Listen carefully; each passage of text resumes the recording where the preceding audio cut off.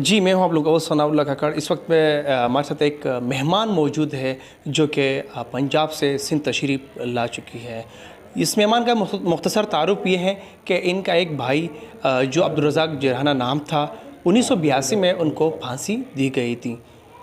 عبدالرزاق جرہانہ جو Pakistan Peoples party کا ایک جیالہ تھا، جسے وہ پنجاب میں پاکستان پیپلز پارٹی کو زندہ کر کے بھی رکھا تھا۔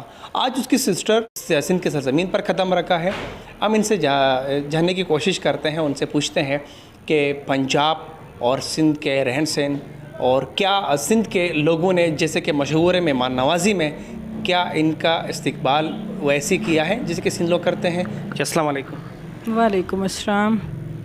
سب سے پہلے تو یہ بتائیں کہ آپ کے جو بھائی تھے عبدالرزاق جرہانہ صاحب، اس کے حوالے سے آپ کو ایک چھوٹی سی جو ہے جی میں تھوڑی سی وضاحت کرنا چاہوں گی۔ میں آئی ہوں لیا پنجاب سے بی بی کو خراج تحسین پیش کرنے کے لیے، گڑھی خدا بخش، پھر یہ زلفی بھائی طاہر، یہ قادر بخش صاحب، ان کی محبت ہے جو مجھے یہاں کھینچ لائی ہے، یہ مجھے یہاں پہ لے کے آئے ہیں آپ لوگوں سے، ادھر سب لوگوں سے ملنے کے لیے۔ یہ بہت مہمان نوازے، میں نے جتنی کوشش کی ادھر سے جلدی جانے کی، انہوں نے مجھے نہیں جانے دیا۔ اور جہاں تک بھائی رزاق کا تعلق ہے، ان کو بھٹو صاحب نے اپنا بیٹا بنایا۔ بی بی بیگم نصرت بھٹو نے کہا تھا کہ یہ میرا دوسرا مرتضیٰ ہے۔ بی بی شہید رانی نے ایسے اپنے سینے پہ ہاتھ رکھ کے کہا تھا یہ ہمارا تیسرا بھائی ہے۔ تو انہی کی وفا میں ڈکٹیٹر جنرل ضیاء نے ان سے کوشش کی کہ کوئی بیان ایسا دیں بھٹو صاحب کے بارے میں، مرتضیٰ صاحب کے بارے میں یا بی بی بے نظیر کے، کہ ان کے اینٹی کوئی ہو۔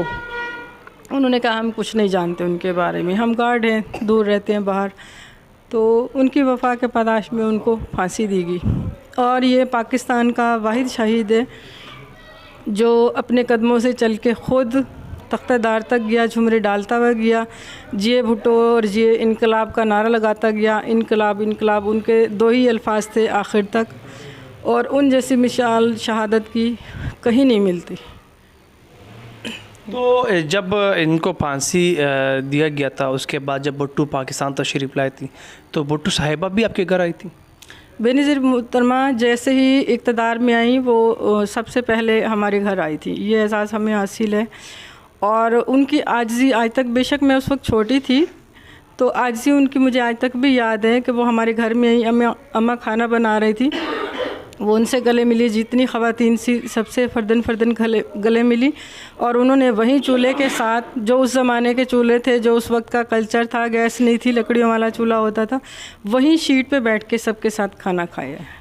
اور میں سمجھتی ہوں اس جیسا لیڈر کبھی نہیں ہو سکتا ہمارے۔ اچھا، مطلب آپ کو اس چیز سے متاثر کیا گیا ہے ان کے اخلاق سے بھٹو صاحبہ نے، کہ کیا آپ کا بھائی بھی ایک اچھی تنظیم میں تھا؟ پھر بھائی نے اپنی وفا نبھائی ہے بھٹو صاحب کے ساتھ، پیپلز پارٹی کے ساتھ، مرتضیٰ بھٹو کے ساتھ، شاہ نواز کے ساتھ، بی بی کے ساتھ انہوں نے اپنی وفا نبھائی ہے، اور یہ پوری دنیا جانتی ہے، کوئی ڈھکا چھپا نہیں ہے۔ ان پہ بکس بھی لکھی گئی ہیں، کئی سولیاں سرے رہا، یہ آصف بھٹو صاحب نے ان پہ بک لکھی تھی، اور اس میں بڑی ڈیٹیل لکھی ہوئی ہے۔ اگر آپ مزید ان کے بارے میں جاننا چاہتے ہیں تو اس بک کو اسٹڈی کریں، آپ کو وہاں سے بہت کچھ ملے گا جاننے کے لیے۔ اچھا، ابھی ماشاءاللہ آپ اس وقت سندھ کے سرزمین میں اپنے قدم رکھا، بتائیں آپ کا استقبال کیسے کیا گیا تھا؟ سندھ کے لوگ تو مہمان نوازی میں بڑے مشہور ہیں، کیا یہ آپ نے اس کی مہمان نوازی دیکھی؟ جی ماشاءاللہ بہت زبردست، آپ کے سامنے ہیں، انہوں نے سندھی اجرک میرے سر پہ رکھی، سب نے میرے سر پہ ہاتھ رکھا، بے حد مہمان نواز ہیں، اپنے گھر، اپنی بیوی سے، اپنے بچوں سے، بھائی زلفی ہیں، قادر بخش صاحب ہیں، بھائی طاہر ہیں، ان سب نے اپنے گھر میں مجھے اس طریقے سے بلایا جیسے میں ان کے گھر کا فرد ہوں۔ مجھے بالکل بھی اجنبیت فیل نہیں ہوئی یہاں آنے کے بعد۔ آپ کو کتنا فرق لگتا ہے کہ پنجاب میں آپ کی، کیونکہ آپ کی رہائش پنجاب سے ہے اور آپ سندھ آئے ہیں، تو آپ کو کیا فرق نظر آ رہا ہے؟ فرق صرف اتنا ہے کلچر کا، ان کا سندھی کلچر ہے، ہمارا پنجابی کلچر ہے، باقی کوئی نہیں۔ الحمدللہ مجھے ایسے محسوس ہوا ہے جیسے میں پنجاب میں ہی ہوں، سندھ میں نہیں، مجھے بالکل بھی یہاں پہ بیگانگی محسوس نہیں، اپنائیت، بے حد اپنائیت ملی ہے۔ اور یہ میں مقروض ہو گئی ہوں زلفی بھائی کی، بھائی طاہر، قادر بخش صاحب کی، اور انشاءاللہ تا حیات میں یاد رکھوں گی اس وقت کو، یہ لمحات میرے لیے یادگار ہیں۔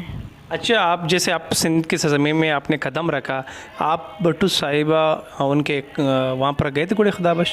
جی گڑھی خدا بخش میں گئی ہوں، ذوالفقار علی بھٹو اور بی بی رانی شہید بیگم نصرت بھٹو، مرتضیٰ شاہ نواز، سب کے پاس میں گئی ہوں، فاتحہ پڑھی ہے وہاں پہ. اور وہاں پہ اور بہت سارے لوگ سندھ کے مجھے ملے جن سے بس یہ ہے کہ فون پہ رابطہ تھا، اب فیس ٹو فیس رابطہ ہوا. اس دھرتی پہ آنے سے میں اپنے بہت سارے جعلی ورکروں سے، عہدیداروں سے، پارٹی کے لوگوں سے ملی ہوں. مجھے ملنے کا موقع ملا گڑھی خدا بخش کے توسط سے. کتنی متاثر ہوئی ہیں آپ؟